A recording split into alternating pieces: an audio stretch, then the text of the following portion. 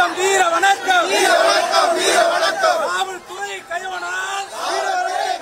சிவகங்கை மாவட்டம் திருப்புவனம் அருகே போலீஸ் வாகனம் மோதி பைக்கில் சென்ற 3 பேர் உயிரிழந்த சம்பவம் தொடர்பாக சடலங்களை வாங்க மறுத்து பின்னவரை முன்பு உறவினர்கள் போராட்டம் நடத்தி வருகின்றனர். அந்த காட்சிகளை பார்த்து வருகிறோம்.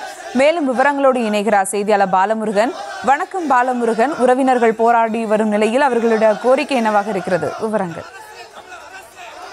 திருப்புவனம் அருகே சஸ்படியில் போலீஸ் வாகனம் மோதி இருசக்கர வாகனத்தில் சென்ற ஒரே குடும்பத்தைச் சேர்ந்த 3 பேர் பலி விவரம் தொடர்பாக உறவினர்கள் உடலை வாங்க மறுத்து மதுரை ராஜாஜி மருத்துவமனை பிணவரை முன்பு தர்ணா போராட்டத்தில் ஈடுபட்டு வந்தார்கள்.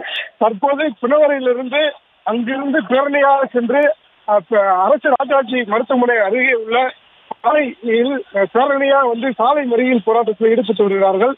குறிப்பாக சொல்ல வேண்டும் என்று சொன்னால் மதுரை மாவட்டம் சித்தம்பட்டியை சேர்ந்த பிரசாத், அவரது மனைவி சத்யா, மகன் அஸ்வின் ஆகியோர் மதுரை அந்தியூர் பகுதியில் மரணம் அடைந்த உறவினர்கள் அங்கமாலையின் இறுதிச் சடங்கில் பங்கேற்று இருசக்கர வாகனத்தில் மதுரை நோக்கி திரும்பி கொண்டிருந்தார்கள். அவர்களுடன் சோனேஸ்வரி என்பவரும் பயணம் செய்தார்.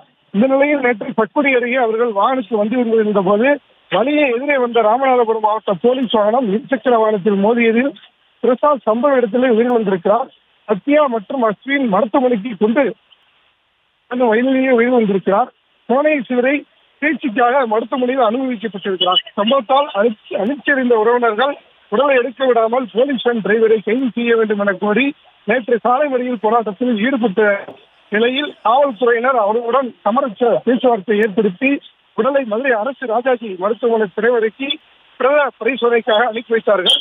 இந்த நிலையில் தற்போது மதுரை அரசு ராஜாஜி மருத்துவமனை பிணவரை பகுதியில் இறந்தவர்களின் உறவினர்கள் இறந்தவர்கள் உடலை வாங்க மறுத்து தர்ணா போராட்டத்தில் ஈடுபட்ட வந்த நிலையில் அங்கிருந்து பேரணியாக மருத்துவமனை அருகே உள்ள சாலையில் சாலை மறியல் போராட்டத்தில்